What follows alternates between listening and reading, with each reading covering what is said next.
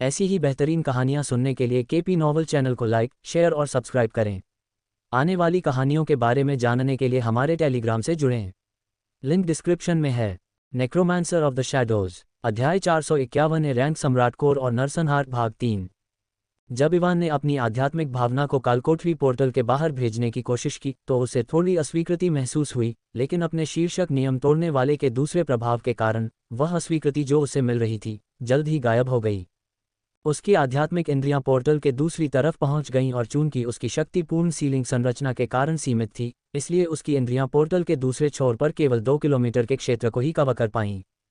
लेकिन इवान के लिए उपयोगी जानकारी इकट्ठा करने के लिए 2 किलोमीटर से अधिक पर्याप्त थे। पोर्टल के ठीक बाहर उसने एक बी रैंक शिकारी को देखा जो अपने चेहरे पर इत्मीनान से भाव के साथ एक कुर्सी पर बैठा था। बी रैंक शिकारी के अलावा पोर्टल के आसपास कोई नहीं था। क्या ये डार्क गिल्ड का आधार है? इवान ने खुद से सोचा जब उसने 2 किलोमीटर के क्षेत्र में कई छोटी इमारतें देखीं। इमारतों के अलावा उसने कई शिकारियों को भी देखा जो अपने हाथों में हथियार पकड़े घूम रहे थे। लगता है कि उन्हें पता ही नहीं है कि उनका बॉस पहले ही मर चुका है, इवान ने हल्के से कहा जब उसने देखा कि बाहर उसका इंतजार करने वाला कोई नहीं था। भले ही मुझे यकीन है कि यह जगह डार्क गिल्ड से जुड़ी है, लेकिन मुझे कुछ भी करने से पहले बाहर मौजूद शिकारी से इस तथ्य की पुष्टि कर लेनी चाहिए। इवान ने सोचा और अपनी आध्यात्मिक इंद्रियों का इस्तेमाल करना बंद करने ही वाला था कि उसने एक इमारत में कुछ देखा और उसके हाव भाव जम गए। ये मादरचोद, इवान की आभा अचानक अस्थिर हो गई और भले ही उसके कोर सीमित थे, उसके आसपास की हवा कांपने लगी। एक इमारत में उसने कुछ लड़कियों को देखा जिनके शरीर पर दुर्व्यवहार के स्पष्ट निशान थे, लेकिन जिस बात ने उसे क्रोधित किया वह ये था कि वे सभी 15 साल से भी कम उम्र की दिख रही थीं। उसने अपनी आध्यात्मिक इंद्रियों को उनकी सीमा तक धकेला और पूरी इमारत को ढक दिया। जब उसने देखा कि उनके जैसी ही कई अन्य लड़कियां भी ऐसी ही स्थिति में थीं, तो उसकी आंखों में ठंडी रोशनी चमक उठी। उसने आध्यात्मिक इंद्रियों का इस्तेमाल करना बंद कर दिया और अपने शैडो स्टोरेज के अंदर अपनी सभी शैडो अनडेड को वापस बुला लिया। अपने सभी छाया मरे हुओं को वापस बुलाने के बाद उसने ठंडी आंखों से निकास द्वार को देखा और एक कदम आगे बढ़ा। वाह! एक सफ़ेद रोशनी चमकी और कालकोठरी का द्वार जगमगा उठा। पोर्टल से कुछ दूरी पर बैठा बी रैंक का गार्ड जल्दी से खड़ा हो गया और प्रशंसा भरी आंखों और उनमें डर के भाव के साथ पोर्टल को देखा। स्वागत है भगवान काज अंडरस्को। गार्ड के शब्द उसके मुंह में अटक गए जब उसने देखा कि पोर्टल से बाहर आने वाला व्यक्ति काजिल नहीं था। जब उसने इवान को देखा तो उसके चेहरे पर एक उलझन भरी अभिव्यक्ति दिखाई दी, लेकिन जल्द ही उसका भाव बदल गया और उसने अपनी तलवार निकाल ली। तुम कौन हो? गार्ड ने पूछा और अपनी तलवार इवान पर तान दी। इवान ने बस उसे ठंडी आंखों से देखा और अपने आयामी छाया बुलेट कौशल को सक्रिय कर दिया। कालकोठरी से बाहर आने के बाद पूर्ण सीलिंग गठन का प्रभाव गायब हो गया और अब उसके दोनों कोर अपने मूल रैंक पर लौट आए। अचानक गार्ड के शरीर के सारे बाल खड़े हो गए। वह पीछे हटना चाहता था, लेकिन इससे पहले कि वह पीछे हट पाता, स्विश! उसकी परछाई से एक काली गोली निकली और उसके अंडकोश खून से लथपथ हो गए। अर्घे! बेलें उसकी सारी ऊर्जा को निगलती रहीं और उसे उसके सम्राट कोर की ओर भेजती रहीं जिसने लालच से सब कुछ अवशोषित कर लिया। कुछ ही मिनटों में गार्ड का शरीर सूखी भूसी में बदल गया और उसकी जीवन शक्ति धीरे धीरे गायब हो गई। बेलें अभी भी उसकी बची हुई ऊर्जा को अवशोषित कर रही थीं, लेकिन उसे उसके सम्राट कोर की ओर भेजने के बजाय अब ऊर्जा उसके प्राइम कोर में स्थानांतरित हो रही थी, क्योंकि उसके सम्राट कोर ने पहले ही ऊर्जा को अवशोषित करना बंद कर दिया था और अगले रैंक पर आगे बढ़ने के लिए तैयार था। अचानक आसपास का सारा मैना हिल गया। गड़गड़ाहट! उस इलाके की सारी इमारतें हिलने लगीं, क्योंकि इवान जिस इमारत में मौजूद था उसके ऊपर एक विशाल मैना भंवर बनने लगा। जल्द ही भंवर 3 किलोमीटर के क्षेत्र में फैल गया और इवान के सम्राट कोर ने भंवर से बड़ी मात्रा में मैना को अवशोषित करना शुरू कर दिया। जब उसका कोर आगे बढ़ रहा था, इवान ने अपने आध्यात्मिक इंद्रियों का उपयोग आसपास के क्षेत्र को कवर करने के लिए किया। वह दुश्मन के इलाके में था और उसे यकीन था कि इस तरह की अजीबोगरीब घटना को देखने के बाद डार्क गिल्ड के लोग जरूर उसके पास आएंगे। लेकिन उसे आश्चर्य हुआ कि उसे पूरे बेस में ए रैंक से ऊपर का कोई भी व्यक्ति नहीं मिला। वहाँ कई निम्न स्तर के शिकारी थे, लेकिन उसे वहाँ केवल 2 ए रैंक के शिकारी मिले। इवान को पता नहीं था कि इस बेस के ज़्यादातर उच्च स्तर के शिकारी सोफी और अन्य को पकड़ने गए थे, लेकिन वेलेरी द्वारा मारे गए। मुझे लगता है कि यह डार्क गिल्ड का मुख्य आधार नहीं है, क्योंकि यहाँ बहुत कम उच्च स्तरीय शिकारी हैं, इवान ने खुद से कहा और अपने कोर के आगे बढ़ने के दौरान आसपास के वातावरण को स्कैन करना जारी रखा। प्रत्येक बीतते सेकंड के साथ इवान के आसपास की आभा अधिक से अधिक शक्तिशाली होती जा रही थी और उसकी आध्यात्मिक शक्ति भी बढ़ रही थी। जैसे जैसे उसकी आध्यात्मिक शक्ति बढ़ती गई, उसकी आध्यात्मिक इंद्रियों की सीमा भी बहुत व्यापक होती गई। 12 किलोमीटर, 14 किलोमीटर, 15 किलोमीटर। उसकी आध्यात्मिक इंद्रियों की सीमा भयावह गति से बढ़ रही थी और उसकी आध्यात्मिक शक्ति पहले से ही अधिकांश एस रैंक के शिकारियों से अधिक थी। उसने पहले ही डैनी और ओमास को देखा जो उस इमारत से कुछ दूरी पर खड़े थे जिसमें वह था। उनके भयभीत भावों को देखकर इवान खुद को उपहास करने से रोक नहीं सका। वह भी उन दोनों को मारना चाहता था, लेकिन चूंकि उसका कोर वर्तमान में आगे बढ़ रहा था, इसलिए वह मैना का उपयोग नहीं कर सकता था या कोई जल्दबाजी नहीं कर सकता था। गड़गड़ाहट। अचानक वह जिस इमारत में था वह उसकी शक्तिशाली आभा के कारण हिलने लगी।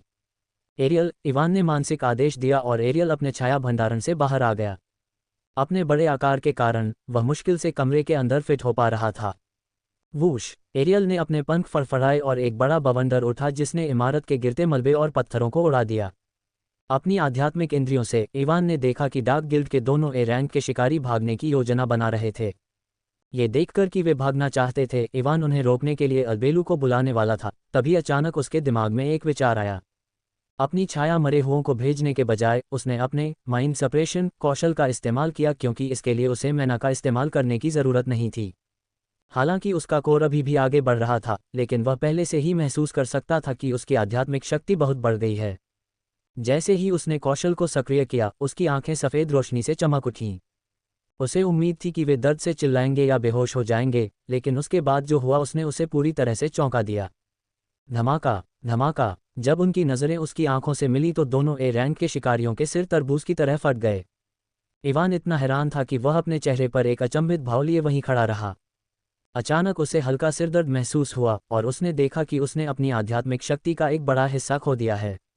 लगता है कि मेरी आध्यात्मिक शक्ति जितनी मैंने शुरू में सोची थी उससे कहीं ज़्यादा भयानक है, इवान ने मन ही मन कहा और कुछ देर इंतजार किया। कुछ मिनट बाद मैना भंवर गायब होने लगा। जब इवान ने देखा कि उसका कोर ए रैंक पर पहुंचने वाला है तो वह काफ़ी उत्साहित था। जैसे ही मैना भंवर गायब हुआ, इवान की आंखों के सामने कई सूचनाएं चमक उठीं। लेकिन इससे पहले कि इवान उन्हें पढ़ पाता, उसका भाव बदल गया और उसने दूर की ओर देखा।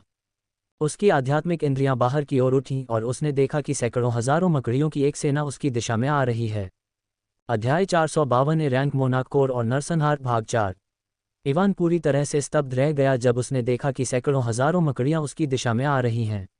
उसे यह सोचने का समय ही नहीं मिला कि क्या हो रहा है, जब अचानक उसके शैडो अनडेड अपने आप ही उसके शैडो स्टोरेज से बाहर आने लगे। इवान ने अपने शैडो अनडेड को असमंजस में देखा। उसे समझ में नहीं आया कि वे अपने आप क्यों बाहर आ गए। ओलिविया और अल्बेलू जैसे ए जोड़ रैंक वाले शैडो अनडेड के अलावा बाकी सभी शैडो अनडेड उसके शैडो स्टोरेज से बाहर आ गए। जब इवान सोच रहा था कि क्या हो रहा है तो उसे अपनी छाती पर थोड़ी जलन महसूस हुई, जहां रून ऑफ एवोल्यूशन उकेरा गया था। आपका ग्रोथ लिंक कौशल सक्रिय। इवान का मुंह आकार में खुल गया जब उसे आखिरकार एहसास हुआ कि क्या हो रहा है, और उसने अपनी शैडो अनडेड को चमकती आंखों से देखा। ये प्रक्रिया ज्यादा देर तक नहीं चली और कुछ ही सेकंड में उसके सभी A rank shadow undead A rank के शिखर पर पहुंच गए। इवान इतना खुश था कि वह एक बच्चे की तरह उछल-कूद करना चाहता था, लेकिन अपनी आध्यात्मिक इंद्रियों से उसने जो कुछ देखा उसे याद करते हुए उसे पता था कि अभी ऐसा करने का समय नहीं है। अब मुझे बस अपने प्राइम कोर की रैंक को A+ तक बढ़ाने की ज़रूरत है और मेरे सभी शैडो अनडेड भी A+ रैंक के हो जाएंगे, इवान ने सोचा और फिर से अपनी आध्यात्मिक इंद्रियों का इस्तेमाल किया। उसने एक बार फिर मकड़ियों की सेना पर ध्यान केंद्रित किया और देखा कि ज़्यादातर मकड़ियाँ कम रैंक की थीं। हालांकि वह अपनी आध्यात्मिक इंद्रियों से मकड़ियों की पूरी सेना का विश्लेषण नहीं कर सकता था क्योंकि वे बहुत बड़े क्षेत्र को कवर कर रही थीं, लेकिन उसे यकीन था कि सेना में ज़्यादातर मकड़ियाँ F रैंक से लेकर C जोड़ रैंक तक की थीं। मुझे लगता है कि मैं रसातल मकड़ी के क्षेत्र में हूँ, इवान ने गहराई से सोचते हुए अपनी भौहें से कुढ़ीं। अरोरा दुनिया में कई ज्ञात स्थान हैं जहाँ S रैंक के राक्षसों का कब्जा है। एबिसल स्पाइडर का क्षेत्र उनमें से एक है। इवान को जो पता था उसके अनुसार केंद्रीय शहर के अधिकारियों और एबिसल स्पाइडर के बीच एक समझौता है। जब तक एबिसल स्पाइडर केंद्रीय शहर पर हमला करने या उसके प्रति अपना क्षेत्र बढ़ाने की कोशिश नहीं करता, तब तक मनुष्य भी उस पर हमला नहीं करेंगे। लेकिन निकट आती सेना को देखकर इवान की आंखों में तिरस्कार की चमक आ गई। इस कमीने का डार्क गिल्ड के साथ निश्चित रूप से कोई समझौता है, इवान ने ठंडी आवाज में कहा। अपनी शक्तिशाली आध्यात्मिक इंद्रियों के कारण उसने पहले से ही चुपके और भ्रम की संरचनाओं को देखा जो डार्क गिल्ड के आधार को कवर कर रही थीं। लेकिन गठन को देखकर ही वह बता सकता था कि यह गठन इस आधार को एबिसल स्पाइडर जैसे S रैंक राक्षस से नहीं छिपा सकता। चूंकि उस मकड़ी ने डार्क गिल्ड को अपने क्षेत्र में एक आधार बनाने की अनुमति दी थी, इसलिए ये स्पष्ट है कि उनके बीच किसी तरह का समझौता है, इवान ने बड़बड़ाया, लेकिन फिर उसकी आंखों में भ्रम की एक चमक उठी। लेकिन अगर उनके बीच कोई समझौता है तो ये सभी मकड़ियां यहाँ क्यों आ रही हैं? इवान भ्रमित था, लेकिन वह डर नहीं रहा था, भले ही वहां सैकड़ों हजारों मकड़ियां थीं। अगर वह चाहता तो वहां से आसानी से निकल सकता था। भले ही एस रैंक एबिसल स्पाइडर वहां आए, उसे यकीन था कि वह उसे रोक नहीं पाएगा। लेकिन इवान का वहां से निकलने का कोई इरादा नहीं था। पहला कारण ये था कि वह कई लोगों को देख सकता था जो स्पष्ट रूप से डार्क गिल्ड का हिस्सा नहीं थे, लेकिन उन्हें वहां रहने के लिए मजबूर किया गया था। और दूसरा और सबसे महत्वपूर्ण कारण ये था कि डार्क गिल्ड के लिए उसकी नफरत इस समय चरम पर थी। चूंकि स्पाइडर डार्क गिल्ड के साथ काम कर रहा था, इसलिए वह उसे अपनी बात मनवाना चाहता था। अगर यह पहले होता तो मेरे लिए इतने सारे दुश्मनों का सामना करना मुश्किल होता। लेकिन अब जब मेरा सम्राट कोर ए रैंक तक आगे बढ़ गया है और मेरे कोर के अंदर छाया ऊर्जा की मात्रा ए रैंक तक बढ़ गई है, इवान ने कहा, और उसके होंठ ऊपर की ओर मुड़ गए। उसने अपने पुराने कौशल में से एक को देखा और उसके चेहरे पर मुस्कान और भी बढ़ गई।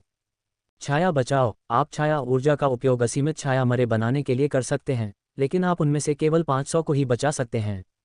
छाया मरे जो संरक्षित नहीं हैं वे 1 घंटे के बाद गायब हो जाएंगे। संरक्षित छायाओं की संख्या 50/500। वह जितने छाया मरे बचा सकता है उनकी संख्या 10 गुना बढ़ गई है। एलिसिया। इवान ने एलिसिया की ओर देखा जो आगे बढ़ी। ओर्क्स को अपने साथ ले जाओ और इस जगह को साफ करो। एलिसिया ने अपना सिर हिलाया और बिना कुछ कहे उस जगह से गायब हो गई जहां वह खड़ी थी।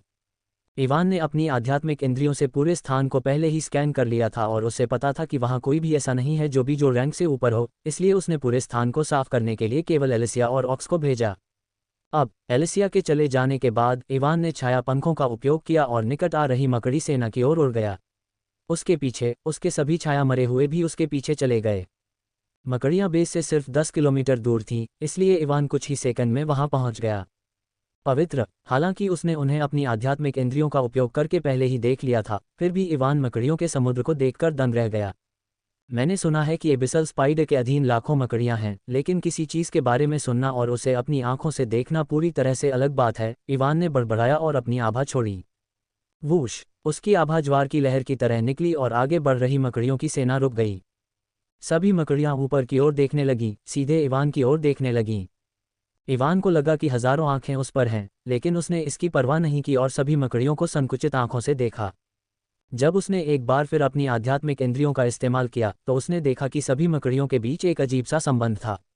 ऐसा लग रहा था कि ये सभी मकड़ियां किसी से जुड़ी हुई हैं। क्या ये हो सकता है कि ये सभी मकड़ियां रसातल मकड़ी से जुड़ी हुई हैं और वह उनके जरिए यहाँ हो रही हर चीज को देख सकती है? इवान ने सोचा और उसके होंठ ऊपर की ओर मुड़ गए। अचानक उसके शरीर से निकलने वाली आभा और भी शक्तिशाली हो गई और धमाका, धमाका, धमाका, धमाका। उसके सामने के क्षेत्र के 5 किलोमीटर के भीतर सी रैंक से नीचे की सभी मकड़ियां फटने लगीं। उसके शरीर से निकलने वाला दबाव इतना ज्यादा था कि उन मकड़ियों के शरीर उसे झेल नहीं पा रहे थे। जैसे ही इवान ने अपना दबाव छोड़ा, सेना के पीछे से कई शक्तिशाली आभाएं उठीं, क्योंकि पीछे की ओर मौजूद उच्च स्तरीय मकड़ियां क्रोधित हो गईं।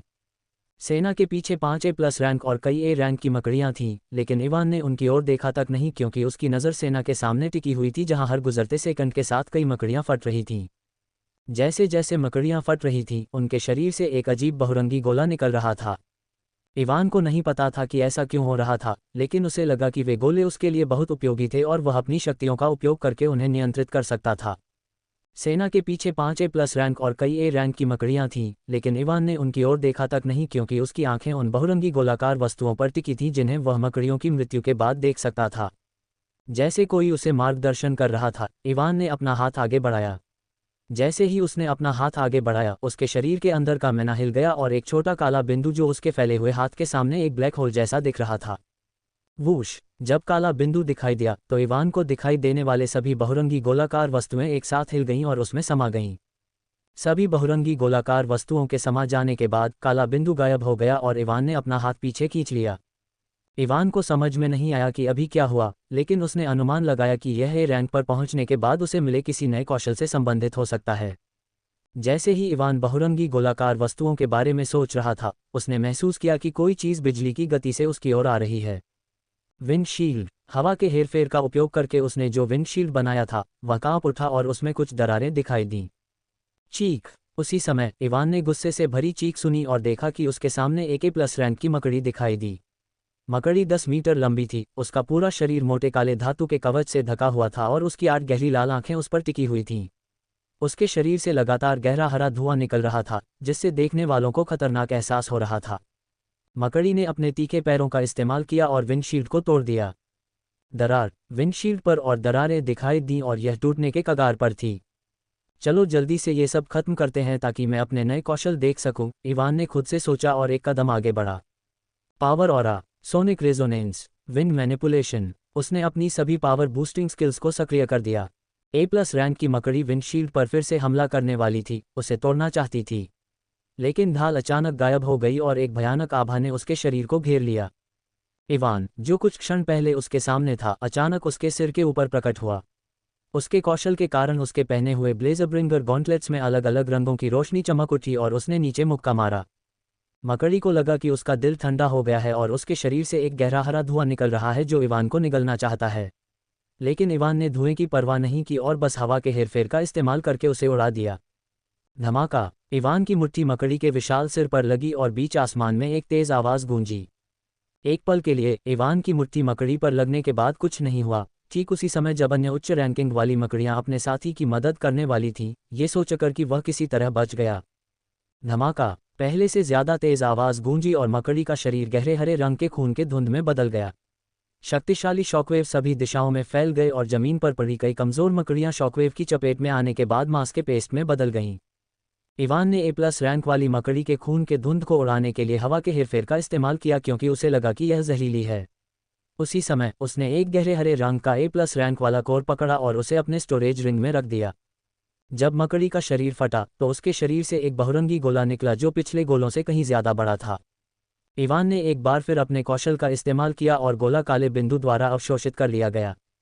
चीख चीख चीख, अचानक सभी मकड़ियां गुस्से में चीखने लगीं। वूश वूश वूश वूश, मकड़ियों ने उसकी ओर सैकड़ों गहरे हरे रंग की जहरीली गेंदें फेंकी। इवान ने अपने छाया पंखों का उपयोग करके अधिकांश जहरीली गेंदों को चकमा दिया, लेकिन वहां हजारों जहरीली गेंदें थीं, इसलिए वह उन सभी को चकमा नहीं दे पाया और खुद को बचाने के लिए उसे एक विंडशील्ड बनाने के लिए मजबूर होना पड़ा। मुझे लगता है कि अगर मैं उस S रैंक एबिसल मकड़ी को बुलाना चाहता हूं तो मुझे कुछ बड़ा करने की ज़रूरत है, इवान ने खुद से सोचा और अपने सभी छाया मरे हुओं को बुलाया। वाइवन, एस्ट्रोनेक्स, हाना, एरियल, अल्बेलू, ओली और उसके अन्य छाया मरे उसके छाया भंडार से बाहर आए और मकड़ियों को शिकारी आंखों से देखा। जब इतने सारे P के रैंक राक्षसों की आभा चारों ओर फैल गई तो मकड़ियों की सेना एक पल के लिए जम गई। सेना में सैकड़ों हजारों मकड़ियां थीं, लेकिन फिर भी उनमें इतने सारे P के रैंक राक्षस नहीं थे, इसलिए आप उनके सदमे को समझ सकते हैं जब इवान ने अचानक इतने सारे P के रैंक राक्षसों को बुलाया। उन सभी को मार डालो, इवान ने हजारों मकड़ियों को देखते हुए एक हल्की आवाज में कहा। जैसे ही इवान ने कहा, वाइवन ने आसमान से अपने हमले शुरू कर दिए। मकड़ियों की सेना पर विभिन्न प्रकार के तात्विक हमले बरसने लगे। एस्ट्रोनॉक्स, अल्बेलू और अन्य छाया मरे भी सेना के बीच में कूद पड़े और मकड़ियों का वध करना शुरू कर दिया। क्षेत्र विभिन्न प्रकार के हमलों से जगमगा उठा और प्रत्येक बीतते सेकंड के साथ सैकड़ों मकड़ियां मर रही थीं। इवान ने भी अपनी चाल चली और मृत मकड़ियों पर छाया पुनरुत्थान का प्रयोग किया। उसके छाया मरे द्वारा मारे गए मकड़ियां फिर से जीवित हो गए और अन्य मकड़ियों का वध करना शुरू कर दिया। चीख, सेना के पीछे की मकड़ियां ये देखकर क्रोधित हो गईं और इवान को अचानक लगा कि उस पर हमला हो गया है। उसकी आंखें चमक उठीं और उसने हॉकाई का उपयोग करके सेना के पीछे की ओर देखा। उसके कोर की रैंक के साथ कौशल की शक्ति बढ़ती गई। जैसे ही उसने हॉकाई का उपयोग किया, उसने एक जोड़ रैंक मकड़ी को देखा जो लगभग 30 किलोमीटर दूर थी और उसकी दिशा में चमकती लाल आंखों से देख रही थी। रास्ते में कुछ पेड़ थे इसलिए वह मकड़ी को ठीक से नहीं देख पा रहा था, लेकिन इवान को यकीन था कि मकड़ी उस पर हमला करने की तैयारी कर रही थी। मैं तुम्हें सफल होने दूंगा, इवान ने व्यंग्य किया और अगले ही पल कार्नेज उसके हाथों में दिखाई दिया। उसने पल्लूटों से बनी एक गोली लोड की जो उसे हत्यारे के स्टोरेज रिंग में कार्नेज के साथ मिली थी। जैसे ही उसने गोली लोड की, उसकी आंखों के सामने एक नोटिफिकेशन चमक उठी जिसने उसे चौंका दिया। क्या आप कार्नेज को अपने ग्रोथ लिंक स्किल से जोड़ना चाहते हैं? हाँ, नहीं। इवान ने जब ये देखा तो उसकी भौहें तन गईं, लेकिन उसने कुछ समय के लिए नोटिफिकेशन को नज़रअंदाज कर दिया और कार्नेज को A+ रैंक वाले मकड़ी पर निशाना बनाया। रास्ते में कुछ पेड़ थे लेकिन इवान को उनकी परवाह नहीं थी। उसने गोली की शक्ति बढ़ाने के लिए कार्नेज के मैना स्ट्रेंथनिंग स्किल का इस्तेमाल किया और ट्रिगर दबा दिया। Phantom shot, Phantom shot, Phantom shot. Carnage से दागे गए शॉट बाधाओं को पार कर सकते हैं, जिससे आप उन दुश्मनों को मार गिरा सकते हैं जो सोचते हैं कि वे कवर के पीछे सुरक्षित हैं।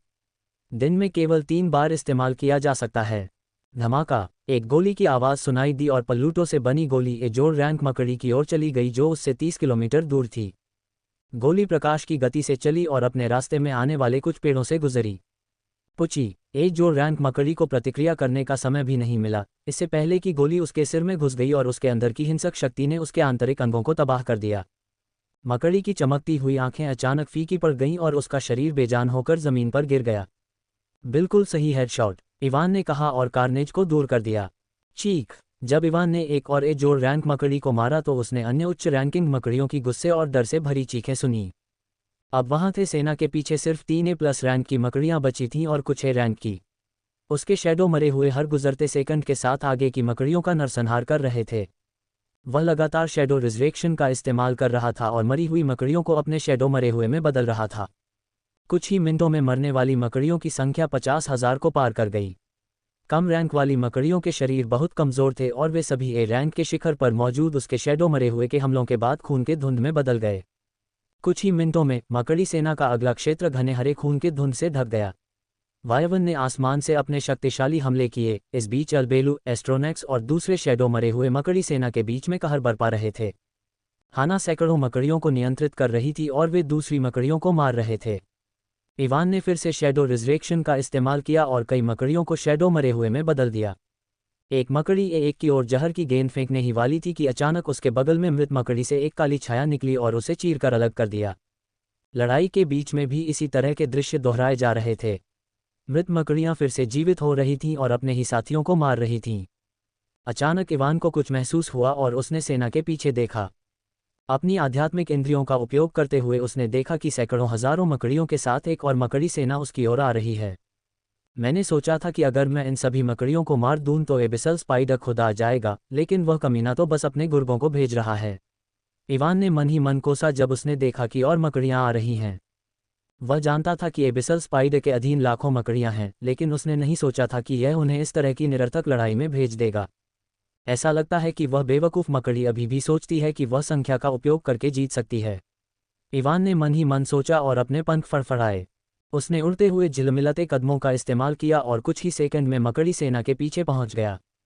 चीख चीख। पीछे की ओर स्थित उच्च श्रेणी की मकड़ियां इवान को देखकर चीख उठीं। कुछ मिनट पहले सभी मकड़ियों को अबियासल मकड़ी से संदेश मिला कि उनकी मदद के लिए और भी मकड़ियां आ रही हैं। यही कारण है कि वे इवान पर हमला नहीं कर रहे थे और अन्य मकड़ियों के आने का इंतजार कर रहे थे, लेकिन इवान को अपने सामने आते देख उनका गुस्सा एक बार फिर बढ़ गया। इवान ने मकड़ियों की गुस्से भरी चीखें सुनी और एजोर रैंक की मकड़ी के शरीर को देखा जिसे उसने कार्नेज का इस्तेमाल करके मारा था, तो वह बस हंस पड़ा।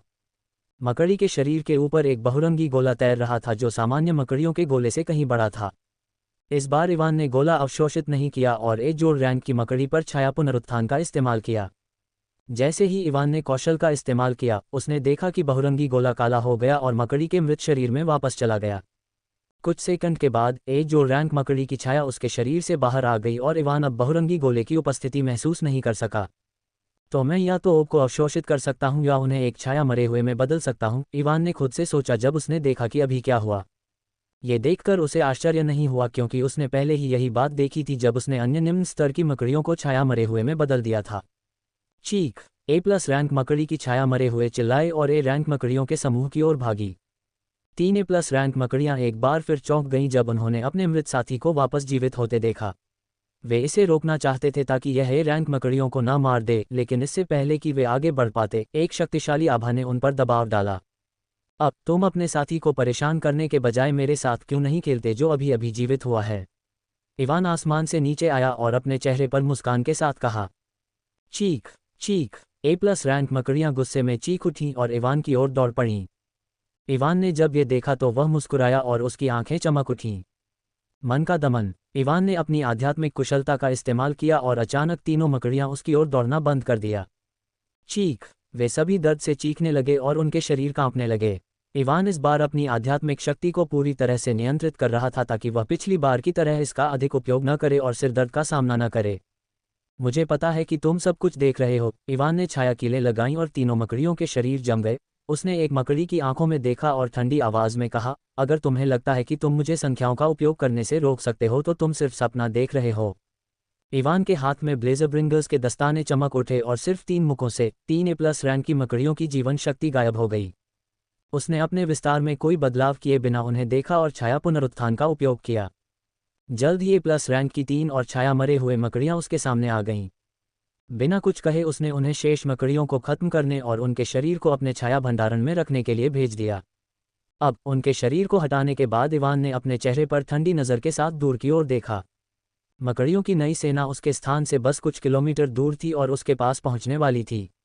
अपनी आध्यात्मिक इंद्रियों से वह बता सकता था कि इस सेना में मकड़ियों की संख्या पिछली सेना से कहीं ज्यादा थी। भले ही इतने सारे मकड़ियों को मारना कष्टप्रद है, लेकिन ऐसा नहीं है कि मैं कुछ खो रहा हूं, इवान ने खुद से कहा और नई सेना की ओर उड़ने ही वाला था कि उसका चेहरा बदल गया। भाड़ में जाओ, मैं उनके बारे में पूरी तरह से भूल गया। उसने अभी अभी एक्लिप्स से अपना कनेक्शन खोया है। अध्याय 455 डेथ रिंग भाग 2। अरे, मैं उनके बारे में पूरी तरह से भूल गया, इवान ने मन ही मन कोसा जब उसने एक्लिप्स से अपना संपर्क खो दिया। उसने अपने सभी वाइवन को मकड़ियों की नई सेना की ओर जाने का आदेश दिया। इस बीच उसने अपने मन का उपयोग करके एक्लिप्स को बुलाया। सभी 19 वाइवन तेजी से आगे बढ़े और नई सेना की ओर उड़ गए। जब इवन ने मन का उपयोग करके एक्लिप्स को वापस बुलाया तो उसने देखा कि यह भी A रैंक के शिखर पर पहुंच गया है। क्या हुआ? हालांकि इवान पहले से ही अनुमान लगा सकता था कि यह कैसे मर गया, फिर भी उसने इसे बुलाने के बाद एक्लिप्स से पूछा। और जैसा कि उसने उम्मीद की थी, एक्लिप्स ने उसे बताया कि यह मकड़ियों की एक सेना के खिलाफ लड़ते हुए मारा गया था। इसके अनुसार वैलेरी और अन्य लोगों ने डार्क गिल्ड के लोगों से निपटने के बाद कई मकड़ियों का सामना किया। पहले लगभग 10,000 मकड़ियां थीं जिन्होंने उन्हें घेर लिया था, लेकिन क्योंकि उनमें बहुत अधिक उच्च रैंकिंग वाली मकड़ियां नहीं थीं, इसलिए उन्होंने किसी तरह उन सभी को मार डाला। लेकिन उन्हें मारने के बाद उन्हें आराम करने का ज़्यादा समय नहीं मिला जब मकड़ियों की एक सेना जो पिछली वाली से भी बड़ी थी उनके पीछे आ गई। उस सेना में 3 A+ रैंक की मकड़ियां और कुछ A रैंक की मकड़ियां थीं। वैलेरी और अन्य के लिए इतनी सारी मकड़ियों का सामना करना असंभव था।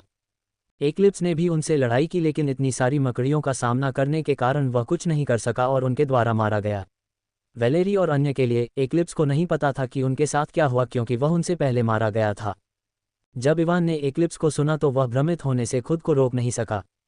एक्लिप्स के अनुसार उस जगह से निकलने के बाद जहां उन्होंने डार्क गिल्ड के लोगों का सामना किया था, वैलेरी और अन्य ने सेबस्टियन और अन्य S रैंक के शिकारियों से सफलतापूर्वक संपर्क किया। उनसे संपर्क किए हुए उन्हें 15 घंटे से ज़्यादा हो चुके हैं।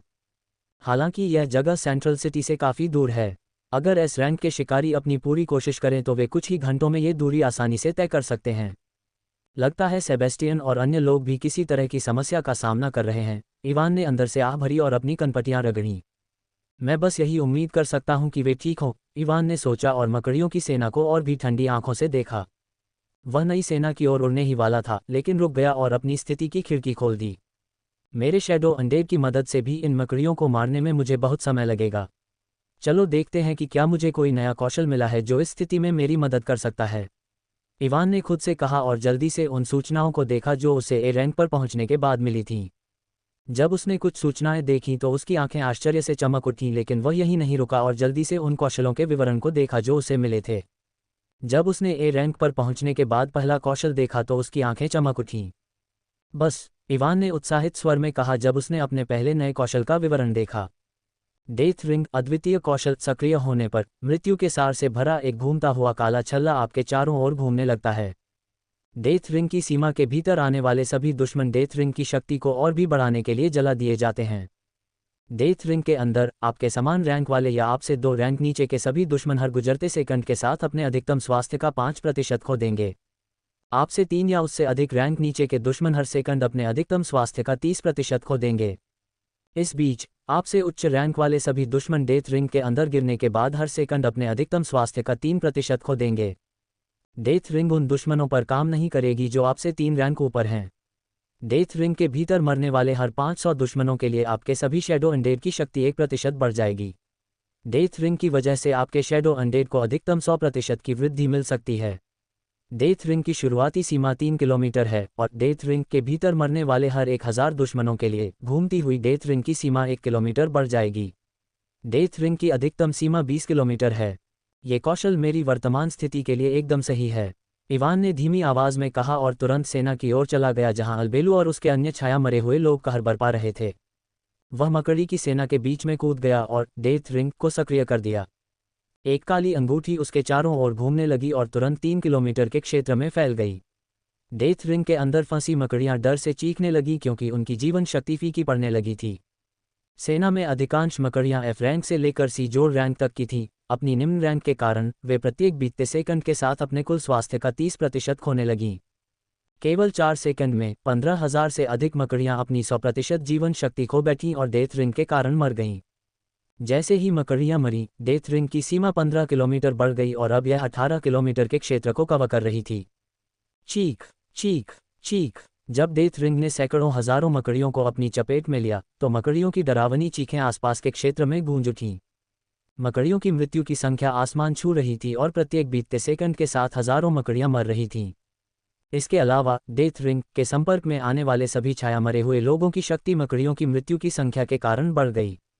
1 मिनट से भी कम समय में डेथ रिंग की वजह से 1 लाख से ज्यादा मकड़ियां मर गईं, जिससे उसके अंदर मौजूद शैडो अनडेड की शक्ति 100% बढ़ गई। जैसे ही मकड़ियां जमीन पर गिरी, इवान ने उनमें से कुछ को शैडो अनडेड में बदल दिया और उनमें से ज्यादातर के बहुरंगी गोले को अवशोषित कर लिया। वह युद्ध के मैदान में घूमता रहा और डेथ रिंग का इस्तेमाल करके मकड़ियों को मारता रहा और उनके शवों को अपने शैडो स्टोरेज में रखता रहा ताकि बाद में एनर्जी डिवोरिंग का इस्तेमाल करके उन्हें अवशोषित कर सके। 3 मिनट से भी कम समय में पहली सेना की सभी मकड़ियां मर गईं और कोई भी पीछे नहीं बचा। लेकिन इवान का काम अभी खत्म नहीं हुआ था। उसने दूसरी सेना की दिशा में देखा और अपने शैडो अनडेड को अपने पीछे आने का संकेत दिया। जैसे ही इवान दूसरी सेना की ओर उड़ा, डेथ रिंग भी उसके पीछे चली गई। आसमान में उड़ते हुए घूमते हुए काले डेथ रिंग से घिरे हुए इवान मौत के अग्रदूत की तरह दिख रहा था। दूसरी सेना बहुत दूर नहीं थी, इसलिए वह कुछ ही सेकंड में वहां पहुंच गया और सेना के बीच में उतरा, जबकि वह अभी भी डेथ रिंग से घिरा हुआ था। अध्याय 456 एबिसल स्पाइडर भाग 1। अपनी छाया मरे हुए लोगों के साथ इवान मकड़ियों की नई सेना के बीच में उतरा। उसके चारों ओर घूम रही डेथ रिंग ने एक पल में 20 किलोमीटर के क्षेत्र को अपनी चपेट में ले लिया। चीख चीख चीख। मकड़ियों की डरावनी चीखें पूरे जंगल में गूंजने लगी क्योंकि वे डेथ रिंग के कारण अपनी जीवन शक्ति खोने लगे थे। मकड़ियों की सेना लगभग 50 किलोमीटर के क्षेत्र को कवर कर रही थी और इस सेना में लगभग 10 लाख मकड़ियां थीं, लेकिन डेथ रिंग की वजह से कुछ ही सेकंड में क्षेत्र के 20 किलोमीटर के भीतर की सभी मकड़ियां मर गईं। सभी मकड़ियों को पहले कभी नहीं देखा गया ऐसा आतंक महसूस हुआ जब डेथ रिंग की वजह से कुछ ही सेकंड में 4 लाख से ज्यादा मकड़ियां मर गईं। डेथ रिंग की रेंज से बाहर रहने वाली ज्यादातर मकड़ियां भागने लगीं। वे उस काले डेथ रिंग से दूर रहना चाहती थीं जो किसी विशालकाय राक्षस के मुंह की तरह दिख रही थी जो उन्हें निगलना चाहता था। लेकिन इवान के शैडो अनडेड पहले से ही आगे बढ़ रहे थे। जब मकड़ियां भागने लगीं तो नेक्रोस 200 मीटर लंबे विशालकाय में बदल गया और अपने रास्ते में आने वाली सभी मकड़ियों को कुचल दिया। जब अलबेलू ने भागती हुई मकड़ियों का पीछा किया और अपने चेहरे पर क्रूर भाव के साथ उन्हें चीर डाला तो आसमान से खून की बिजली बरसने लगी। सभी वाइवन्स आसपास फैल गए और मकड़ियों को छिपने का कोई मौका नहीं दिया। उन्होंने आसमान से मकड़ियों का शिकार किया जैसे कि वे शिकारियों के लिए आदर्श हों। इवान ने डेथ रिंग की वजह से मरने वाली मकड़ियों को देखा और मकड़ियों के शवों को छिपाने के लिए शैडो स्टोरेज का इस्तेमाल किया। फ्लिकर स्टेप्स का उपयोग करते हुए वह युद्ध के मैदान के बीच में एक छाया की तरह आगे बढ़ा और अपने छाया भंडारण के अंदर हजारों शवों को रख दिया। जब वह रैंक पर पहुंचा तो उसके छाया भंडारण के अंदर की जगह भी काफी बढ़ गई। अपने छाया भंडारण के वर्तमान आकार के साथ वह बिना किसी समस्या के आसानी से सैकड़ों हजारों लाशों को उसके अंदर रख सकता था। क्योंकि वह लाशों को रखते समय लगातार आगे बढ़ रहा था, इसलिए डेथ रिंग भी उसके साथ आगे बढ़ रही थी। कई मकड़ियां जो घायल थीं और उनकी जीवन शक्ति कम थी, उसके चलते समय डेथ रिंग के अंदर फंस गईं और उनकी जान चली गई। डार्क गिल्ड के बेस से निकले और मकड़ियों से लड़ना शुरू किए उसे 30 मिनट भी नहीं हुए थे, लेकिन वह पहले ही 10 लाख से ज्यादा मकड़ियों को मार चुका था। अगर दूसरे लोग ये देखते तो सदमे से बेहोश हो जाते। इतने कम समय में इतने सारे राक्षसों को एस रैंक के शिकारी भी नहीं मार सकते। मकड़ियों को सब्जियों की तरह मारा जा रहा था और हर बीतते सेकंड के साथ उनकी मौत की संख्या बढ़ती जा रही थी। जल्द ही डेथ रिंग और इवान के शैडो अनडेड की वजह से सभी लो लेवल की मकड़ियां मर गईं। अब 50,000 मकड़ियां बची थीं और उनमें से ज्यादातर सी से बी रैंक की थीं।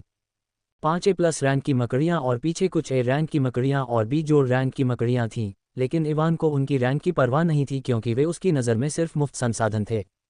वह इस सेना को खत्म करने के लिए हाई रैंक वाली मकड़ियों की ओर बढ़ने ही वाला था जब उसने महसूस किया कि एक और A+ रैंक की मकड़ी दूर से उसकी ओर भाग रही है।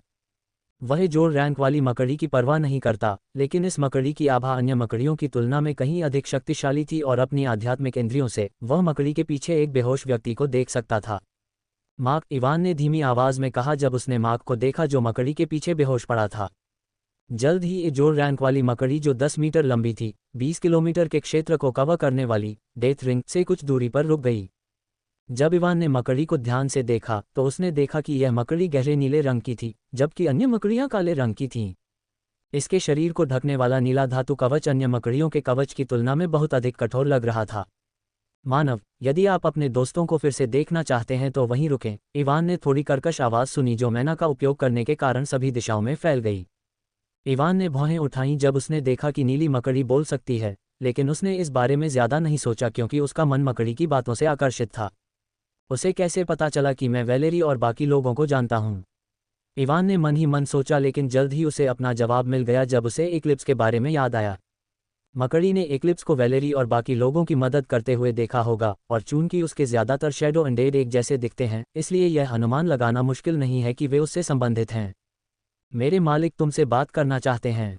अगर तुम अपने दोस्तों से मिलना चाहते हो तो मेरे साथ आओ, मकड़ी ने एक बार फिर उस काली अंगूठी को देखकर कहा जो अभी भी घूम रही थी। इवान ने डेथ रिंग को निष्क्रिय करने से पहले एक पल के लिए नीली मकड़ी को देखा। डेथ रिंग को गायब होते देख मकड़ी ने पलटकर कहा, मेरे पीछे आओ। एक पल रुको, इवान ने नीली मकड़ी से कहा और जहां वह खड़ा था वहां से गायब हो गया। नीली मकड़ी ने पीछे देखा और देखा कि इवान वहां नहीं था। हालांकि मकड़ी भ्रमित थी, लेकिन उसने कुछ नहीं किया और चुपचाप वहां प्रतीक्षा करने लगी। जब ए+ रैंक की मकड़ी ने चारों ओर देखा और छाया मरे हुए लोगों को देखा तो उसे अपनी रीढ़ की हड्डी में ठंडक महसूस हुई। वाइवन अभी भी आसमान में मंडरा रहे थे, जबकि अन्य छाया मरे हुए लोगों की निगाहें उस पर टिकी हुई थीं। मकड़ी को ऐसा महसूस हो रहा था जैसे वह एक छोटा मेमना हो जिसे लिकड़बग्घों का एक समूह घूर रहा हो। 5 मिनट बाद इवान वापस आया और मकड़ी की ओर सिर हिलाया। ठीक है, चलो चलते हैं। इवान को वापस आते देखकर नीली मकड़ी को राहत महसूस हुई। छाया मरे हुए लोग उसे जिस तरह से देख रहे थे उससे उसे घुटन महसूस होने लगी थी। नीली मकड़ी जल्दी से घूमी और दूर जाने लगी। शेष 50,000 मकड़ियां राहत महसूस करते हुए नीली मकड़ी के पीछे चली गईं। एवन ने चलती हुई नीली मकड़ियों को थोड़ी ठंडी आंखों से देखा और फिर अलबेलू की पीठ पर कूद पड़ा और उसके पीछे चला गया। अध्याय 457 एबिसल स्पाइडर भाग 2। एवन अलबेलू की पीठ पर बैठ गया और नीली मकड़ी के पीछे चला गया। नीली मकड़ी के साथ चलने वाले सभी 50,000 मकड़ियों के शरीर तनावग्रस्त थे। उन्हें अभी भी डर था कि उनके पीछे चलने वाला दानव उन्हें किसी भी क्षण मार देगा। एवन ने वाइवन्स को मकड़ी सेना के आगे उड़ने का आदेश दिया ताकि अगर उन्हें कुछ भी अजीब लगे तो वे उसे सूचित करें। जब नीली मकड़ी आगे बढ़ रही थी तो इवान ने उसे ठीक से देखने के लिए अपनी स्थिति विंडो खोली। आपके और कौशल ब्लडल्स्ट के बीच तालमेल अपने चरम पर पहुंच गया है। आपने स्थायी रूप से अद्वितीय कौशल ब्लडल्स्ट हासिल कर लिया है।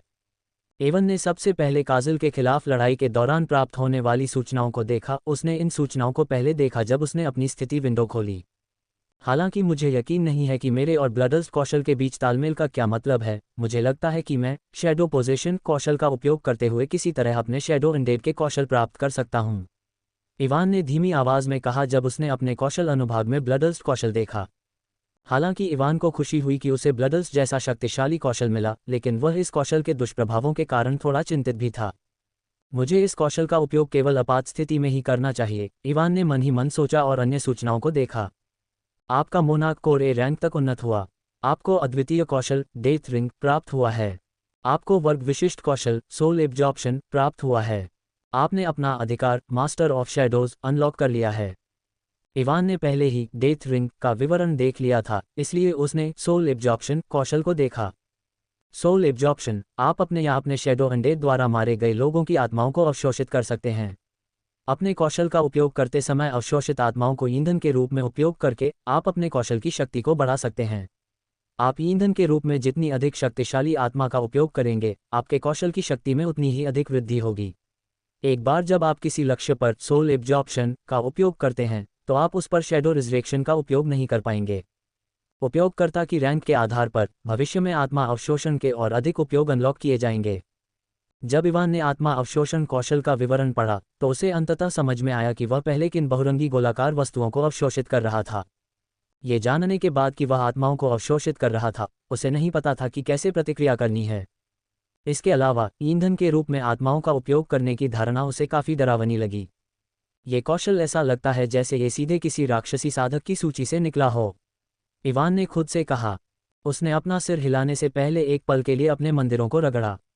उसने उस पंक्ति को देखा जिसमें कहा गया था कि वह लोगों की आत्माओं को अवशोषित करने के बाद उन पर छाया पुनरुत्थान का उपयोग नहीं कर सकता।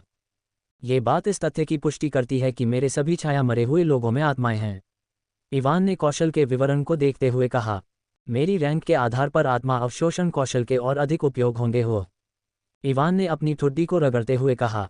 अचानक उसकी आंखें कांप उठी जब उसके मन में एक विचार आया।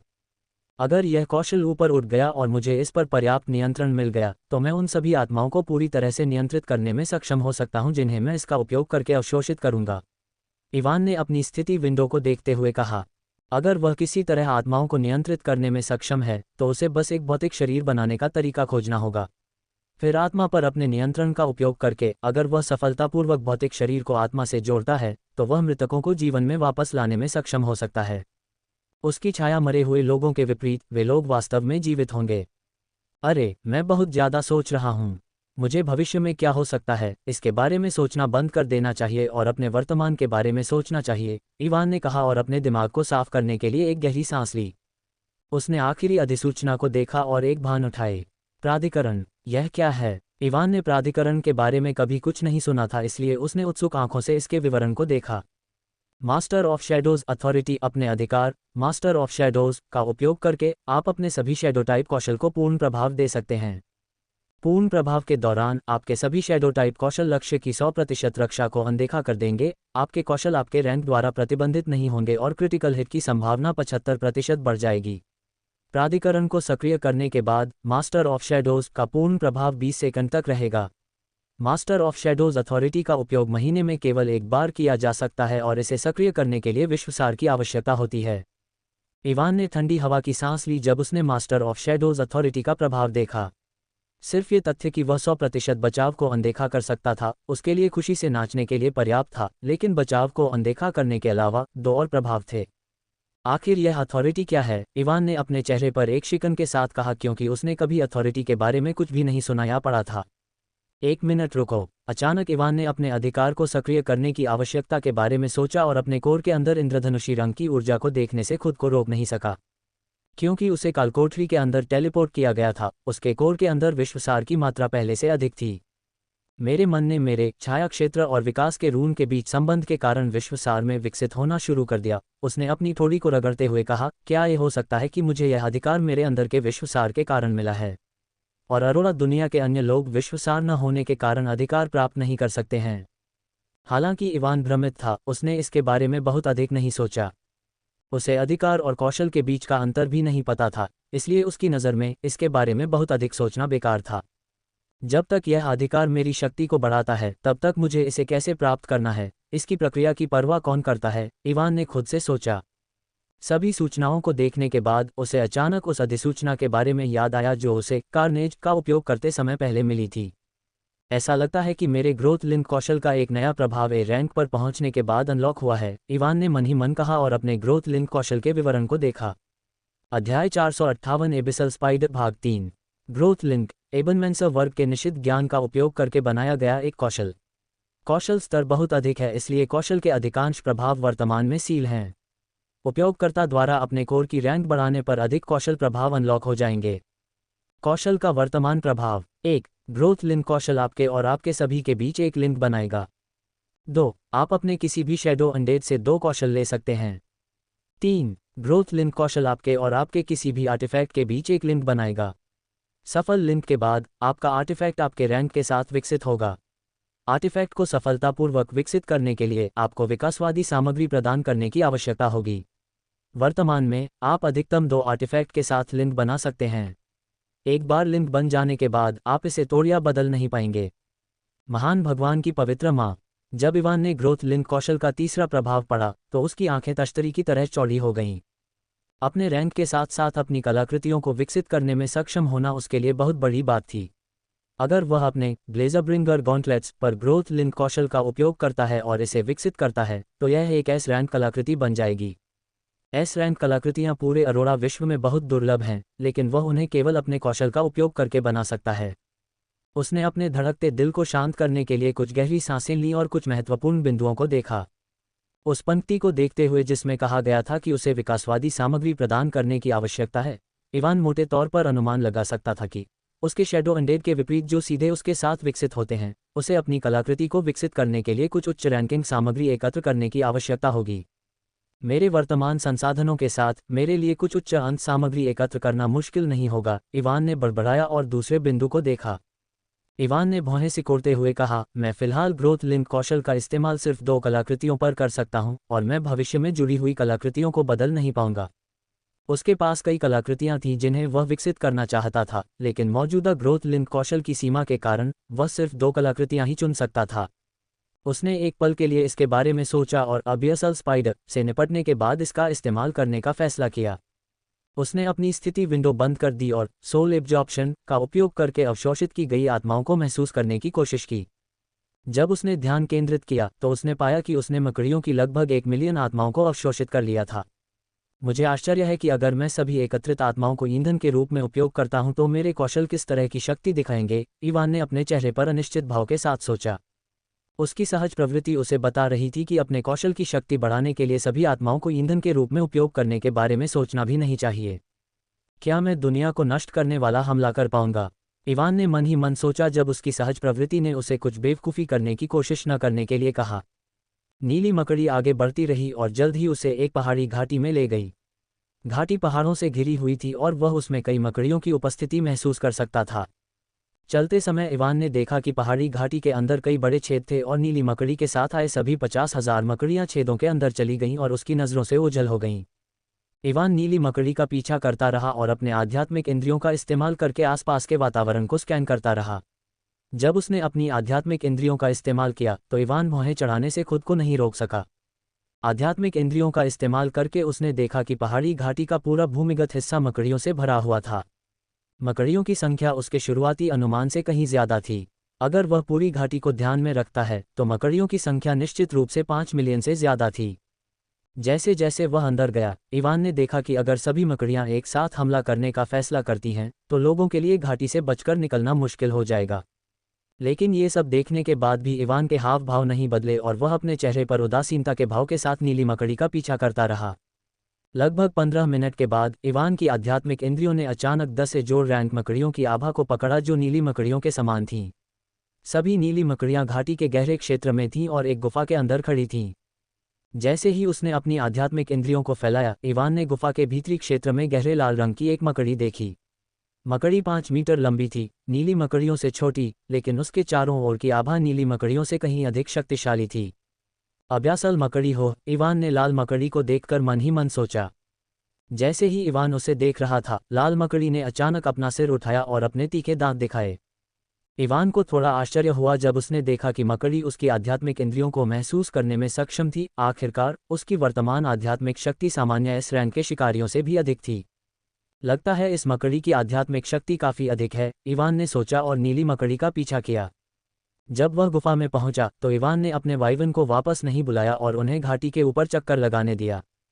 चीख चीख। जैसे ही इवान गुफा में दाखिल हुआ, घाटी में खोदे गए छेदों से कई मकड़ियां निकल आईं और प्रवेश द्वार को अवरुद्ध कर दिया, जिससे उसका भागने का रास्ता बंद हो गया।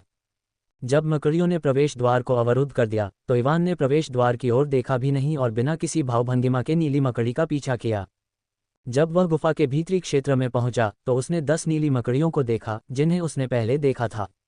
आगे चल रही नीली मकड़ी 10 नीली मकड़ियों को देखकर रुक गई। इवान ने अलबेलू के सिर को थपथपाया और वह भी नीली मकड़ी से कुछ दूरी पर रुक गई। इवान ने गुफा में खड़ी 10 नीली मकड़ियों को नहीं देखा क्योंकि उसकी आंखें गुफा के गहरे क्षेत्र पर टिकी थीं। मैं अंततः अपने मन की बात कह सकता हूँ, हो, इवान ने धीमी आवाज में कहा जब उसने उस लाल मकड़ी को देखा जिसे उसने पहले गुफा के गहरे क्षेत्र से बाहर निकलते हुए देखा था। अध्याय 459 एबिसल स्पाइडर को मारना भाग 1। जब एबिसल स्पाइडर बाहर निकला, इवान ने महसूस किया कि उस पर एक शक्तिशाली आभा हावी हो रही है। अगर यह रैंक तक पहुंचने से पहले होता तो उसके लिए अपने मन को प्रसारित किए बिना इस दबाव को सहना मुश्किल होता। लेकिन अब जब उसके दोनों कोर ए रैंक पर थे तो एबिसल स्पाइडर की आभा के उस पर पड़ने पर उसे कोई दबाव महसूस नहीं हुआ। स्वागत है मानव, मैं क्षमा चाहता हूं, लेकिन हमारे पास चाय और अन्य चीजें नहीं हैं जो आप मानव आमतौर पर किसी अतिथि से मिलते समय परोसते हैं। एबिसल स्पाइडर इवान से कुछ मीटर दूर रुका और बोला। मकड़ी की आवाज़ थोड़ी अजीब थी, एक बूढ़ी और जवान महिला की आवाज़ के मिश्रण की तरह लग रही थी। यह अजीब होता अगर आप उन तरह के पैरों का उपयोग करके चाय बना सकते, इवान ने लाल मकड़ी के भले जैसे पैरों को देखते हुए एक कठोर आवाज़ में कहा। एबिसल स्पाइडर इवान की बात सुनकर चुप हो गया। हालांकि इवान ने जो कहा वह सच था, फिर भी उसे लगा कि उसका मजाक उड़ाया जा रहा है। चीख चीख। एबिसल स्पाइडर के पीछे खड़ी नीली मकड़ियां इवान की बात सुनकर गुस्से में चीखने लगीं। क्या? इवान उलझन में पड़ गया जब उसने देखा कि एबिसल स्पाइडर चुप है और नीली मकड़ियां गुस्से में चीख रही हैं।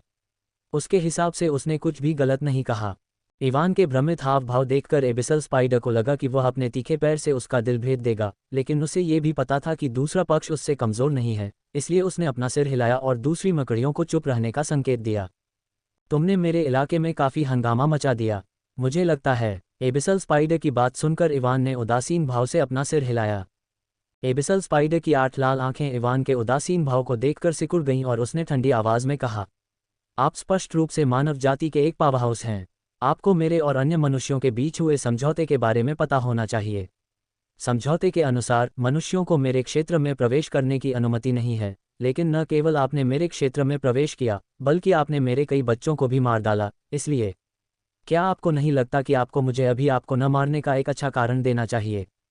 एक कारण है। हो, इवान ने एबिसल स्पाइडर को तिरस्कार भरी आंखों से देखते हुए कहा, आपको अपने क्षेत्र के अंदर मौजूद डार्क गिल्ड के आधार के बारे में पता होना चाहिए, है न? या मुझे यह मत बताओ कि आप सिर्फ एक अज्ञानी मूर्ख हैं जो नहीं जानते कि आपके अपने क्षेत्र के अंदर क्या चल रहा है। बेशक मुझे इसके बारे में पता है। मैं ही था जिसने उन्हें वह आधार बनाने की अनुमति दी, क्योंकि उन्होंने कुछ ऐसा प्रदान किया जो मेरे लिए उपयोगी था। एबिसल स्पाइडर ने ठंडी आवाज़ में बात की जब इवान ने इसे अज्ञानी मूर्ख कहा। ठीक है, जब आप उनके बारे में जानते हैं तो आप एक बीहा की तरह क्यों व्यवहार कर रहे हैं? डार्क गिल्ड के लोगों ने मुझे और आपके द्वारा पकड़े गए लोगों को यहाँ भेजने के लिए एक टेलीपोर्टेशन फॉर्मेशन का उपयोग किया। यदि आप किसी को दोष देना चाहते हैं तो आपको खुद को और उन लोगों को दोष देना चाहिए जिनके साथ आप काम कर रहे हैं। आपको आभारी होना चाहिए कि मैंने आपको देखते ही आपके बदसूरत चेहरे को नहीं कुचल दिया। मानव, आप सीमा पार कर रहे हैं। मत भूलो कि वर्तमान में आप मेरे क्षेत्र के अंदर हैं और आपके साथियों का जीवन और मृत्यु अभी भी मेरे नियंत्रण में है। एबिसल स्पाइडर के चारों ओर एक गहरी लाल आभा दिखाई दी और यह बर्फ की ठंडी आवाज़ में बोली। एबिसल स्पाइडर को सुनकर इवान ने बस एक मजाकिया मुस्कान दिखाए और एक मनोरंजक आवाज़ में कहा, आपने अभी कहा कि मेरे साथियों का जीवन और मृत्यु आपके नियंत्रण में है। तो पहले मुझे 2 बातें स्पष्ट कर लेने दीजिए। इवान अलबेलू की पीठ से नीचे कूद गया और अपना शरीर फैला लिया। सबसे पहले, वे मेरे साथी नहीं हैं और मैं उनमें से ज़्यादातर के बारे में कुछ भी नहीं जानता। और दूसरी बात, जिस क्षण आपने मुझे यहाँ आमंत्रित किया, आपने उनके जीवन और मृत्यु पर नियंत्रण खो दिया। एबिसल स्पाइडर का शरीर इवान की आवाज़ सुनकर कांप उठा और उसने तुरंत अपनी आध्यात्मिक इंद्रियों का उपयोग करके उस गुफा में गहराई से देखा जहाँ से वह अभी आई थी। जब मकड़ी ने देखा कि गुफा में गहराई में क्या है, तो उसका पूरा शरीर कांप उठा। गुफा के गहरे क्षेत्र में वैलेरी और अन्य लोग एक चट्टानी मंच पर बेहोश पड़े थे। चट्टानी मंच के पास बैंगनी जलती आंखों वाला एक मानव जैसा राक्षस खड़ा था। एबिसल स्पाइडर को इस बात पर आश्चर्य नहीं हुआ कि कोई बिना जाने गुफा में गहराई तक प्रवेश करने में सक्षम था। आखिरकार ऐसे कई लोग हैं जिनके पास ऐसे कौशल हैं जो उन्हें पूरी तरह से छिपा सकते हैं। जिस चीज़ ने उसे चौंकाया वह मानव जैसा राक्षस के चारों ओर की आभा थी। S rank. जब एबिसल स्पाइडर ने मानवरूपी राक्षस के चारों ओर आभा को महसूस किया तो वह धीमी आवाज में बुदबुदाया। एवन ने जब एबिसल स्पाइडर के भयानक चेहरे पर चौंकने वाली नज़र देखी तो वह खुद को खुश महसूस करने से रोक नहीं पाया। एस रैंक शैडो अनडेड स्वाभाविक रूप से काजिल था। ब्लू स्पाइडर का पीछा करने से पहले इवान ने उस पर शैडो रिजरेक्शन का इस्तेमाल किया। काजिल का शरीर बहुत क्षतिग्रस्त हो गया था और उसे अपनी सफलता के बारे में यकीन नहीं था, लेकिन सौभाग्य से उसकी शैडो रिजरेक्शन स्किल उसके दूसरे प्रयास में सफल रही। जब इवान ने पहले अपनी आध्यात्मिक समझ का इस्तेमाल किया तो उसने वैलेरी और अन्य लोगों को देखा। उन्हें खोजने के बाद उसने काजिल को उनकी रक्षा के लिए भेजा। काजिल की हत्यारी क्षमताओं के कारण उसके लिए गुफा में और भी गहराई तक प्रवेश करना मुश्किल नहीं था, खासकर जब एबिसल स्पाइडर उससे विचलित था। तुम धूर्त इंसान हो, एबिसल स्पाइडर गुस्से से भरी आवाज में बोला, लेकिन जब उसने कुछ देखा तो उसका हाव भाव एक बार फिर बदल गया। इस राक्षस की आभा। एबिसल स्पाइडर ने काजिल से कई बार बात की, इसलिए उसके लिए उसकी आभा को पहचानना मुश्किल नहीं था, लेकिन उसे यकीन नहीं हो रहा था कि यह मानव जैसा राक्षस काजिल है। मुझे उम्मीद है कि इससे आपकी यह गलतफहमी दूर हो जाएगी कि आप उनके जीवन और मृत्यु को नियंत्रित कर रहे हैं, इवान ने चेहरे पर हल्की मुस्कान के साथ कहा। आपने अपने दोस्त को पहचान लिया होगा, क्योंकि भले ही उसका रूप कुछ बदल गया हो, लेकिन उसकी आभा अभी भी वैसी ही है। मेरे टेलीपोर्ट होने के बाद उसने मुझे मारने की कोशिश की, इसलिए मैंने उसे अपने एक गुर्गे में बदल दिया। आप भी उसके साथ काम कर रहे हैं, इसका मतलब है कि आप भी मेरे दुश्मन हैं, इवान ने कहा और उसकी आंखों में ठंडी रोशनी चमक उठी। तो मिस स्पाइडर, मुझे कोई कारण बताओ कि मैं आपको न मारूं और आपको भी अपने एक गुर्गे में न बदल दूं। अध्याय 460 एबिसल स्पाइडर को मारना भाग 2। तो मिस स्पाइडर, मुझे आपको न मारने और आपको भी मेरे किसी गुर्गे में न बदलने का कोई कारण बताओ। इवान ने वही सवाल पूछा जो एबिसल स्पाइडर ने उससे पहले पूछा था। इवान की बात सुनकर एबिसल स्पाइडर एक पल के लिए चुप हो गया। उसने काजिल के शैडो अनडेड को देखा जो गुफा में कहीं और था। एबिसल स्पाइडर को एक अकेले एस रैंक के शिकारी से लड़ने का थोड़ा भरोसा था, लेकिन उसे एक ही समय में इवान और काजिल का सामना करने का कोई भरोसा नहीं था। इसके अलावा एबिसल स्पाइडर एक राक्षस था जो लड़ाई में कुशल नहीं था। ये हमेशा अपने दुश्मनों से लड़ने के लिए अपनी सेना में बड़ी संख्या में मकड़ियों पर निर्भर करता था, लेकिन पहले जो हुआ उसे देखने के बाद एबिसल स्पाइडर को पता था कि इवान के खिलाफ ये संख्याएं पूरी तरह से बेकार थीं। मैं स्वीकार करता हूं कि मैं एक ही समय में 2 एस रैंक के शिकारियों का सामना करने के लिए पर्याप्त आश्वस्त नहीं हूं। एबिसल स्पाइडर ने कुछ देर चुप रहने के बाद कहा, इस बार तुम्हारी जीत है। बस अपने दोस्तों को लेकर यहां से चले जाओ। इवान ने एबिसल स्पाइडर को अजीब तरह से देखा और जोर से हंसा, हा हा हा। लगता है तुम अपनी परिस्थिति को नहीं समझ रहे हो। इवान की बात सुनकर एबिसल स्पाइडर को बेचैनी होने लगी, लेकिन फिर भी उसने अपनी बेचैनी छिपाने की कोशिश की और ठंडी आवाज में पूछा, तुम्हारा क्या मतलब है? मिस स्पाइडर, मैंने तुमसे पूछा था कि मुझे तुम्हें न मारने का कोई कारण बताओ, लेकिन यहाँ तुम एक दयालु राक्षस की तरह व्यवहार कर रही हो और कह रही हो कि मैं अपने दोस्तों को लेकर यहाँ से जा सकता हूँ। इवान ने मजाकिया आवाज में कहा और आगे कहा, तुम ये भी जानती हो कि तुम चाहकर भी मुझे जाने से नहीं रोक सकती। इसलिए बॉस की तरह व्यवहार करना बंद करो और मुझे कोई कारण बताओ कि मैं तुम्हें अपना गुलाम क्यों न बनाऊं। तुम्हारे और मेरे बीच कोई दुश्मनी नहीं है। क्या तुम सच में मौत से लड़ना चाहती हो? एबिसल स्पाइडर ने धीमी आवाज में कहा। तुम सही हो, तुम्हारे और मेरे बीच कोई दुश्मनी नहीं है। इवान ने स्पाइडर की बात सुनकर अपना सिर हिलाया, लेकिन अगले ही पल उसका चेहरा उदासीन हो गया और उसने ठंडी आवाज में कहा, लेकिन तुम डार्क गिल्ड के साथ काम कर रहे हो और फिलहाल मैं उनसे जुड़े सभी लोगों को नष्ट करने के अलावा और कुछ नहीं चाहता। इवान को कालकोठरी के अंदर काजिल ने लगभग मार ही डाला था। अगर हाना ने उसे होश में आने में मदद नहीं की होती तो शैडो पोजीशन की अवधि समाप्त होने के बाद वह निश्चित रूप से काजिल द्वारा मारा जाता। ये पहली बार नहीं था जब डार्क गिल्ड ने उसके साथ खिलवाड़ किया था और अब वह वास्तव में डार्क गिल्ड से जुड़े सभी लोगों को मारना चाहता था। इसके अलावा यह मत सोचिए कि मैं नहीं जानता कि आप क्या योजना बना रहे हैं। आपके और केंद्रीय शहर के बीच हुए समझौते के अनुसार आपके अधीन मकड़ियों की संख्या 2 मिलियन से अधिक नहीं हो सकती, लेकिन मैं यहाँ 5 मिलियन से ज्यादा मकड़ियाँ साफ देख सकता हूँ। इवान ने चेहरे पर ठंडी मुस्कान के साथ एबिसल स्पाइडर को देखते हुए कहा, मुझे नहीं पता कि तुमने सेंट्रल सिटी के अधिकारियों को अपने अधीन मकड़ियों की मौजूदा संख्या के बारे में कैसे बेवकूफ़ बनाया, लेकिन मैं आसानी से बता सकता हूं कि तुम कुछ योजना बना रहे हो। शायद तुम डार्क गिल्ड के साथ सेंट्रल सिटी पर हमला करने की योजना बना रहे हो। एबिसल स्पाइडर का शरीर इवान की आवाज़ सुनकर कांप उठा। लगता है मैं सही कह रहा हूँ, इवान ने कहा जब उसने देखा कि एबिसल स्पाइडर का शरीर कैसे कांप रहा था। जिस क्षण उसने घाटी में प्रवेश किया और मकड़ियों की संख्या देखी, उसे पहले से ही पता था कि यह मकड़ी कुछ अच्छा करने वाली है। वूश, चीख! अचानक एक्लिप्स की आकृति नीली मकड़ी के सामने चमकी जो मार्क को अपनी पीठ पर उठाए हुए थी, और इससे पहले कि वह प्रतिक्रिया कर पाती, एक्लिप्स ने पहले ही मार्क को उसके मुंह से पकड़ लिया और उसे दूर ले गया। मुझे पता है कि तुम उसे मेरे खिलाफ इस्तेमाल करने की योजना बना रहे थे, इवान चेहरे पर मुस्कान के साथ कहा। एबिसल स्पाइडर अचानक आगे बढ़ा और इवान पर हमला करने की कोशिश की, लेकिन जैसे ही वह आगे बढ़ा, अल्बेलू के शरीर से खून की बिजली निकली और एबिसल स्पाइडर को पीछे हटने के लिए मजबूर होना पड़ा। चीख! चीख! जब अल्बेलू ने एबिसल स्पाइडर पर हमला किया तो पीछे की नीली मकड़ियां गुस्से में चीख उठीं और वे अल्बेलू की ओर दौड़ पड़ीं। एलिसिया, एस्ट्रोनॉक्स, A2 और अन्य छाया मरे हुए भी आगे बढ़े और अल्बेलू के बगल में दिखाई दिए। गड़गड़ाहट, गुफा और जमीन हिलने लगी और इवान ने हजारों मकड़ियों की आवाज़ सुनी जो उसकी ओर आ रही थीं। उसने अपनी आध्यात्मिक इंद्रियों का उपयोग किया और देखा कि मकड़ियां एक के बाद एक भूमिगत से निकल रही थीं और उसकी ओर दौड़ रही थीं। काजिल, उनकी रक्षा करो। इवान ने काजिल को वैलेरी और अन्य लोगों की रक्षा करने का निर्देश दिया जब उसने सैकड़ों हजारों मकड़ियों को उनकी ओर आते देखा। नेक्रोस, इवान ने नेक्रोस की ओर देखा जो उसके पीछे खड़ा था। दहाड़, इवान को ये देखते हुए नेक्रोस जोर से दहाड़ा और आकार में हेरफेर का इस्तेमाल किया। इसका शरीर आकार में बढ़ने लगा और जल्द ही यह गुफा की छत को छू गया। नेक्रोस ने अपनी विशाल मुट्ठी का इस्तेमाल किया और गुफा की छत पर मुक्का मारा। पूरी गुफा हिल गई और गुफा की छत ढह गई, जिससे चमकीला नीला आकाश दिखाई देने लगा।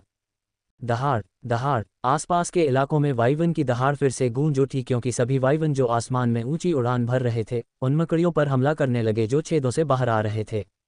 इवान ने गुफा की गिरती चट्टानों से खुद को बचाने के लिए हवा के हेरफेर का इस्तेमाल किया। काजिल के हाथ में खंजर चमक उठा और वेलेरी और अन्य लोगों की ओर गिरने वाली सभी चट्टानें नष्ट हो गईं। ये कमीना, अभिसाल मकड़ी ने जब देखा कि क्या हो रहा है तो वह शाप देने से खुद को रोक नहीं पाए। एरियल और 2 वाइवन आए आसमान से नीचे उतरा और काजिल के बगल में उतरा। काजिल ने वेलेरी और सभी बेहोश लोगों को एरियल और वाइवन की पीठ पर फेंक दिया, जिन्होंने उन्हें आसमान में ऊपर उठा दिया। इवान के आसपास का इलाका पहले से ही मकड़ियों से भरा हुआ था और उसके शैडो अनडेड लगातार हमला कर रहे थे और जितनी संभव हो सके उतनी मकड़ियों को मार रहे थे। इवान डेथ रिंग का इस्तेमाल करने ही वाला था कि उसका हाव भाव बदल गया। क्या बकवास है अंडरस्को, उसने जल्दी से अपनी शैडो इंद्रियों का इस्तेमाल किया क्योंकि अभी अभी उसका अपने एक वायवन से संपर्क टूटा था। लेकिन जब इवान ने शैडो इंद्रियों का इस्तेमाल किया तो उसे एहसास हुआ कि मकड़ियों पर हमला करने वाले सभी वायवन पूरी तरह से ठीक थे। अभी अभी मरने वाला वायवन मिराज वायवन था जो एडम और रॉकी के साथ इन्फर्नो डेंगॉन में गया था।